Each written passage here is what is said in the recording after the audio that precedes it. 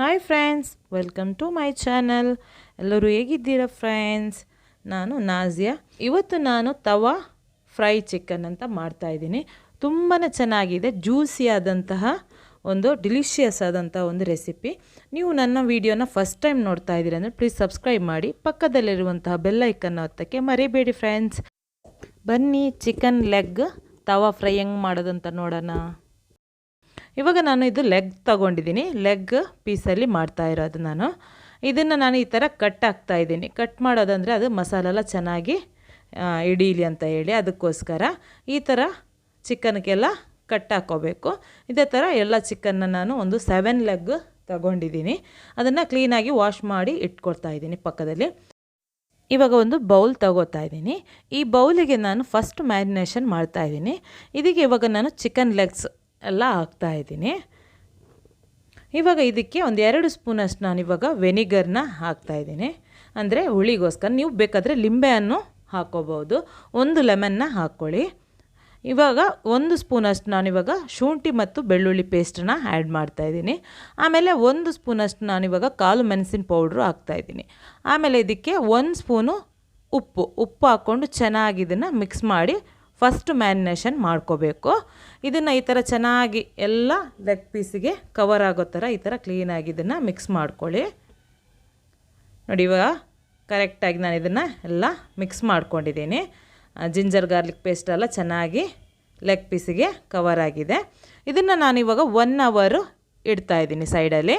1 hour ಚೆನ್ನಾಗಿ ಇದಕ್ಕೆ ಒಂದು ಸ್ವಲ್ಪ ಮಸಾಲ ಎಳೀಲಿ ಅಂತ. ಇವಾಗ 1 ಅವರ್ ಆದ ನಂತರ ಮತ್ತೆ ಒಂದು ಬೌಲ್ ತಗೊಂಡು ಈ ಬೌಲಿಗೆ 1-2 ಸ್ಪೂನಷ್ಟು ನಾನಿವಾಗ ರೆಡ್ ಚಿಲ್ಲಿ ಪೌಡ್ರನ್ನ ಹಾಕ್ತಾಯಿದ್ದೀನಿ. ಇದು ಸೆಕೆಂಡ್ ಮ್ಯಾರಿನೇಷನ್ಗೆ ನಾನಿವಾಗ ಪ್ರಿಪೇರ್ ಮಾಡ್ತಾ ಇರೋದು.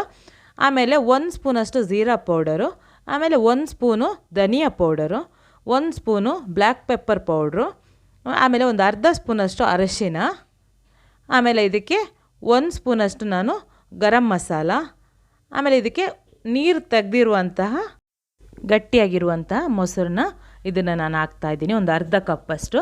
ಆಮೇಲೆ ಇದಕ್ಕೆ ಬ್ಲ್ಯಾಕ್ ಸಾಲ್ಟು, ಇದು ಆಪ್ಷನಲ್, ಬೇಕಂದರೆ ಹಾಕ್ಕೋಬೋದು, ಇಲ್ಲಾಂದರೆ ಇದನ್ನು ಸ್ಕಿಪ್ ಮಾಡ್ಕೋಬೋದು. ಆಮೇಲೆ 1 ಸ್ಪೂನಷ್ಟು ನಾನಿವಾಗ ಶುಂಠಿ ಮತ್ತು ಬೆಳ್ಳುಳ್ಳಿ ಪೇಸ್ಟ್ ಹಾಕ್ತಾಯಿದ್ದೀನಿ. ಹಾಕ್ಕೊಂಡು ಚೆನ್ನಾಗಿ ಇದನ್ನು ಮಿಕ್ಸ್ ಮಾಡ್ಕೊಳ್ಳಿ. ಮಸಾಲೆಲ್ಲ ಚೆನ್ನಾಗಿ ಮಿಕ್ಸ್ ಆಗುವವರೆಗೂ ಇದನ್ನು ಚೆನ್ನಾಗಿ ಮಿಕ್ಸ್ ಮಾಡ್ಕೋಬೇಕು.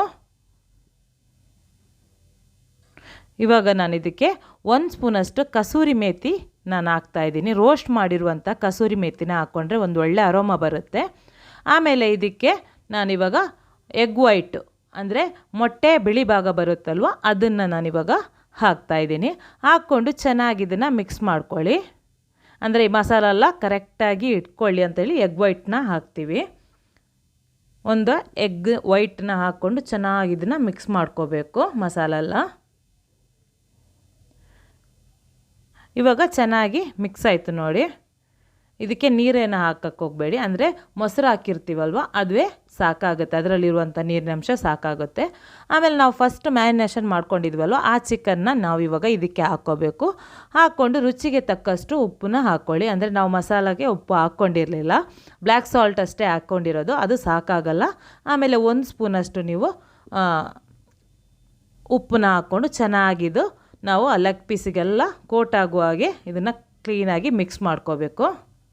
ನೋಡಿ, ಈ ಥರ ಕರೆಕ್ಟಾಗಿ ನೀವು ಎಲ್ಲಕ್ಕೆ ಏನು ಮಾಡಬೇಕು, ಈ ಥರ ಕೋಟ್ ಮಾಡ್ಕೊಳ್ಳಿ ಮಸಾಲಾನ. ಇವಾಗ ನಾನು ಇದಕ್ಕೆ ಒಂದು 2 ಸ್ಪೂನಷ್ಟು ನಾನಿವಾಗ ವೆನಿಗರ್ನ ಹಾಕ್ತಾಯಿದ್ದೀನಿ. ನೀವು ಬೇಕಂದರೆ ಒಂದು ಫುಲ್ಲು ಲೆಮನ್ ಹಾಕ್ಕೋಬೋದು, ವೆನಿಗರ್ ಇಲ್ಲ ಅಂದರೆ ಲೆಮನ್ನ ಆ್ಯಡ್ ಮಾಡ್ಕೊಳ್ಳಿ, ಲಿಂಬೆಹಣ್ಣನ್ನ. ಆಮೇಲೆ ಇದಕ್ಕೆ 1 ಸ್ಪೂನಷ್ಟು ಕಾರ್ನ್ಫ್ಲವರು, ಆಮೇಲೆ 1 ಸ್ಪೂನು ಮೈದಾ, ಅಂದರೆ ಇದು ಕೋಟಿಂಗೋಸ್ಕರ. ನಾವು ಹಾಕಿರುವಂಥ ಲೆಗ್ ಪೀಸಿಗೆಲ್ಲ ಮಸಾಲ ಹಾಕಿರ್ತೀವಲ್ವ ಅದು ಬಿಟ್ಕೋಬಾರ್ದು ಅಂತ ಹೇಳಿ, ಅದು ಕರೆಕ್ಟಾಗಿ ಬೈಂಡಿಂಗ್ ಆಗಿರಲಿ ಅಂತ ಅದಕ್ಕೋಸ್ಕರ ಹಾಕ್ತೀವಿ. ಆಮೇಲೆ ಇದನ್ನು ಚೆನ್ನಾಗಿ ಈ ಥರ ಮಿಕ್ಸ್ ಮಾಡಿ ಒಂದು 3 ಗಂಟೆ, ಮಿನಿಮಮ್ ಅಂದರೆ 3 ಗಂಟೆ ಆದರೂ ಇದನ್ನು ರೆಸ್ಟಿಗೆ ಇಡಬೇಕು. ಇದನ್ನು ನಾನಿವಾಗ ಪಕ್ಕದಲ್ಲಿ ಇಡ್ತಾಯಿದ್ದೀನಿ. ಇವಾಗ ಒಂದು 3 ಗಂಟೆ ಆದ ನಂತರ ನೋಡಿ ಇದನ್ನು ನಾನು ಫ್ರೈ ಮಾಡೋಕ್ಕೆ ತೆಗೆದಿಟ್ಟಿದ್ದೀನಿ. ಇವಾಗ ಗ್ಯಾಸ್ ಆನ್ ಮಾಡಿಕೊಂಡು ಒಂದು ಫ್ರೈ ಪ್ಯಾನ್ನ ತಗೊಂಡಿದ್ದೀನಿ. ನಾನು ಈ ಥರ ಗ್ರಿಲ್ ಬರುವಂತಹ ಫ್ರೈ ಪ್ಯಾನ್ ತೊಗೊಂಡು, ನೀವು ನಾರ್ಮಲು ನಾವು ತವ ಇದೆಯಲ್ವ ಆ ತವದಲ್ಲೂ ಮಾಡ್ಕೋಬಹುದು. ಇದಕ್ಕೆ ನಾನಿವಾಗ ನೀವು ಮಾಮೂಲಿ ಮನೆಯಲ್ಲಿ ಕುಕ್ ಮಾಡೋಕ್ಕಂತ ಆಯಿಲ್ ಯೂಸ್ ಮಾಡ್ತಿರಲ್ಲ ಅದೇ ಆಯಿಲ್ನ ಬೇಕಾದರೆ ಹಾಕ್ಕೋಬೋದು, ಇಲ್ಲಾಂದರೆ ಬಟರಲ್ಲೂ ಮಾಡ್ಕೋಬೋದು. ಬಟರಲ್ಲಿ ಮಾಡಿಕೊಂಡ್ರೆ ತುಂಬಾ ಚೆನ್ನಾಗಿ ಬರುತ್ತೆ. ನಾನಿವಾಗ ನಾರ್ಮಲ್ ಆಯಿಲಲ್ಲಿ ನಾವು ಮನೆಯಲ್ಲಿ ಕುಕ್ಕಿಂಗೋಸ್ಕರ ಯಾವ ಆಯಿಲ್ ಯೂಸ್ ಮಾಡ್ತೀವಿ ಅದೇ ಆಯಿಲಲ್ಲಿ ನಾನಿವಾಗ ಫ್ರೈ ಮಾಡ್ತಾಯಿದ್ದೀನಿ. ಇವಾಗ ನಾನು ಒಂದೊಂದಾಗಿ ಲೆಗ್ ಪೀಸ್ನ ಇಡ್ತಾಯಿದ್ದೀನಿ ನೋಡಿ. ಈ ಥರ ಒಂದು 4 ಪೀಸನ್ನ ಹಾಕ್ಕೊಂಡು, ನೀವು ಬೇಕಂದರೆ ಒಂದು 2-3 ಹಾಕ್ಕೊಂಡು ಚೆನ್ನಾಗಿ ಇದನ್ನು ಲೋ ಫ್ಲೇಮಲ್ಲಿ ನೀವು ಬೇಯಿಸ್ಕೋಬೇಕು. ಅಂದರೆ ನಾವು ತವಾದಲ್ಲಿ ಫ್ರೈ ಮಾಡೋದಲ್ವ, ಅದಕ್ಕೋಸ್ಕರ ಲೋ ಫ್ಲೇಮಲ್ಲಿ ನಾವು ಇದನ್ನು ಬೇಯಿಸ್ಕೋಬೇಕು. ಈ ಚಿಕನ್ನ ನೀವು ಹೈ ಫ್ಲೇಮಲ್ಲಿ ಬೇಯಿಸೋಕ್ಕೆ ಹೋಗಬೇಡಿ, ಅಂದರೆ ಒಳಗಡೆ ಎಲ್ಲ ಚಿಕನ್ ಬೆಂದಿರಲ್ಲ, ಹಸಿ ಥರನೇ ಇರುತ್ತೆ. ಅದಕ್ಕೆ ಲೋ ಫ್ಲೇಮಲ್ಲಿ ಇದನ್ನು ನೀವು ಬೇಯಿಸ್ಕೋಬೇಕು. ನಾನಿವಾಗ ಚಿಕನ್ ಹಾಕಿ ಅದೇ ಲೆಗ್ ಪೀಸೆಲ್ಲ ಹಾಕ್ಕೊಂಡು ನಾನಿವಾಗ ಅದ್ರ ಮೇಲ್ಗಡೆ ನೋಡಿ ಒಂದು ಸ್ವಲ್ಪ ಈ ಥರ ಮಸಾಲನ ಕೋಟ್ ಮಾಡ್ಕೊಳ್ಳಿ. ಅಂದರೆ ನಾವೀಗ ಫ್ರೈ ಮಾಡುವಾಗ ಬಿಡಬಾರ್ದು ಅಂತೇಳಿ ಕ್ಲೀನಾಗಿ ಮಸಾಲೆಲ್ಲ ಕರೆಕ್ಟಾಗಿ ಕೋಟ್ ಆಗಿರಲಿ ಅಂತೇಳಿ ಈ ಥರ ಸ್ವಲ್ಪ ಸ್ಪೂನಲ್ಲಿ ನಾನೆಲ್ಲ ಚಿಕನ್ ಮೇಲೆ ನಾನಿವಾಗ ಲೆಗ್ ಪೀಸ್ ಮೇಲ್ಗಡೆ ಎಲ್ಲ ಮಸಾಲನ ಹಾಕ್ಕೊಂಡು ಲೋ ಫ್ಲೇಮಲ್ಲಿ ಇದನ್ನು ನಾನು ಒಂದು 5 ನಿಮಿಷ ಬೇಯಿಸ್ಕೊಂಡೆ. 5 ನಿಮಿಷ ಬೇಯಿಸಿದ ನಂತರ ನೋಡಿ ಈ ಥರ ಇದನ್ನು ನಾನು ಮಗ್ಸಿ ಹಾಕ್ತಾಯಿದ್ದೀನಿ. ಅಂದರೆ 2 ಸೈಡು ಬೇಯಬೇಕಲ್ವ, ಚೆನ್ನಾಗಿ ಲೆಗ್ ಪೀಸೆಲ್ಲ ಬೇಯಬೇಕಲ್ವ. ಇದನ್ನು ತವದಲ್ಲೇ ಫ್ರೈ ಮಾಡಿಕೊಂಡ್ರೆ ತುಂಬಾ ಚೆನ್ನಾಗಿರುತ್ತೆ ಈ ಚಿಕನು. ಇವಾಗ ಒಂದು 30 ಮಿನಿಟ್ಸ್ ನಾನು ಅದೇ ಥರ ಫ್ರೈ ಮಾಡಿಕೊಂಡು ನಾನಿವಾಗ ಇಟ್ಕೊಂಡಿದ್ದೀನಿ ನೋಡಿ. ಇವಾಗ ಚಿಕನೆಲ್ಲ ಚೆನ್ನಾಗಿ ಲೆಗ್ ಪೀಸೆಲ್ಲ ಚೆನ್ನಾಗಿ ಬೆಂದಿದೆ ನೋಡಿ. ಚಿಕನ್ ಪೀಸ್ ಚೆನ್ನಾಗಿ ಬೆಂದು ಒಂದು ಒಳ್ಳೆ ಟೇಸ್ಟ್ ಕೊಡುತ್ತೆ ಈ ಥರ ಫ್ರೈ ಮಾಡಿಕೊಂಡ್ರೆ. ನಾವು ಯಾವಾಗಲೂ ಡೀಪ್ ಫ್ರೈ ಮಾಡ್ತೀವಲ್ಲ, ಈ ಥರ ತವದಲ್ಲಿ ಲೋ ಫ್ಲೇಮಲ್ಲಿ ಫ್ರೈ ಮಾಡ್ಕೊಂಡು ತಿಂದರೆ ತುಂಬಾ ಟೇಸ್ಟಿಯಾಗಿರುತ್ತೆ ನೋಡಿ. ಇವಾಗ ಚೆನ್ನಾಗಿ ಬೆಂದಿದೆ. ಇದನ್ನು ನಾನಿವಾಗ ಸ್ಮೋಕ್ ಕೊಡಬೇಕು, ಸ್ಮೋಕಿ ಫ್ಲೇವರಲ್ಲಿ ಚೆನ್ನಾಗಿರುತ್ತೆ. ಅದಕ್ಕೋಸ್ಕರ ಇಲ್ಲ ಅಂದರೆ ಇದನ್ನು ಸ್ಕಿಪ್ ಮಾಡ್ಕೋಬೋದು, ಆದರೆ ಈ ಥರ ಸ್ಮೋಕಿ ಕೊಟ್ಟರೆ ತುಂಬಾ ಚೆನ್ನಾಗಿರುತ್ತೆ.